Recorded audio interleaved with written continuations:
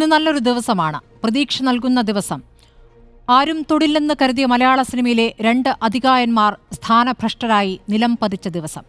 POCSO പീഡനത്തിലെ വെളിപ്പെടുത്തലിൽ AMMA general secretary സിദ്ദിഖും ബംഗാളി നടിയെ തലോടി വശത്താക്കാൻ ശ്രമിച്ചെന്ന വെളിപ്പെടുത്തലിൽ ചലച്ചിത്ര അക്കാദമി ചെയർമാൻ രഞ്ജിത്തും രാജി നൽകിയ ദിവസം. 7 വർഷങ്ങൾക്ക് മുൻപ് ഒരു സ്ത്രീ പോരാടാൻ തുടങ്ങിയിടത്തു നിന്നാണ് എല്ലാം തുടങ്ങിയതെന്ന് ഓർമ്മിപ്പിക്കുന്നു അതിജീവിതയുടെ സുഹൃത്തുക്കൾ. പുറത്ത് ഒന്നിനു പിറകെ ഒന്നായി വരുന്ന വെളിപ്പെടുത്തലുകളിൽ പ്രാഥമിക അന്വേഷണത്തിന് ഉത്തരവിടേണ്ടി വന്നിരിക്കുന്നു സർക്കാരിന്. പക്ഷേ ഇനിയുമുണ്ട് മുഖംമൂടികൾ അഴിഞ്ഞുവീഴാൻ.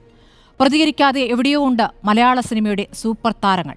അമ്മയുടെ പെൺമക്കൾ തെരുവിലിറങ്ങി നടത്തുന്ന വെളിപ്പെടുത്തലുകളിൽ ഇവർക്ക് പറയാനുള്ളത് എന്ത് എന്നറിയാൻ ജനത്തിന് താൽപ്പര്യമുണ്ട്. തിയേറ്ററിൽ കൈയടിച്ച പ്രേക്ഷകർക്ക് വെള്ളിത്തിരയ്ക്ക് പുറത്ത് നായകരുടെ നിലപാടറിയാൻ അവകാശമുണ്ട്. തലകൾ ഉരുളുന്നു എന്നാണ് ചോദ്യം.